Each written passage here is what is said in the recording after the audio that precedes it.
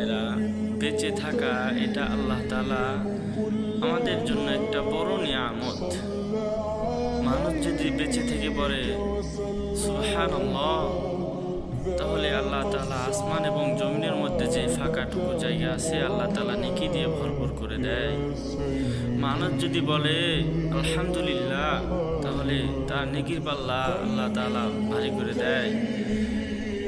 মানুষ যদি বলে আল্লাহুম্মা সাল্লি আলা মুহাম্মাদ, দরুদ পড়ে, তাহলে আল্লাহ তাআলা তার 10টি নেকি করে দেয়, আল্লাহ তাআলা তার 10টি গুনাহ মাফ করে দেয়, আল্লাহ তাআলা তার মর্যাদা বৃদ্ধি করে দেয়, তাকে বিশেষ রহমত দ্বারা আল্লাহ তাআলা পুরস্কৃত করেন। কিন্তু খুবই দুঃখজনক বিষয়, আমাদের একটা মাস চলে যাচ্ছে, একটা বছর চলে যাচ্ছে, কিন্তু আমরা কেহই 5 ওয়াক্ত নামাজ পড়ি না। কিন্তু আমরা এটা আমাদের সঠিক পথ নয়।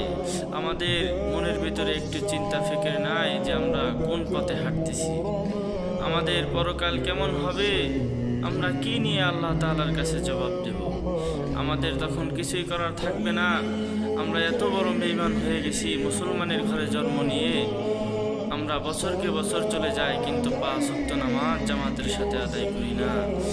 এটা কি জবাব দেব আমরা? প্রিয় ভাইরা, মনের মধ্যে একটু চিন্তা ফিকির আনেন যে আল্লাহ তাআলার কাছে কি জবাব দেবেন আপনি তওবা করে আজ থেকে নামাজ পড়া শুরু করে দেন, আর আল্লাহ তাআলার কাছে তওবা করেন যে আল্লাহ তাআলা তুমি আমাকে 5 ওয়াক্ত নামাজিওয়ালা বানায় দাও।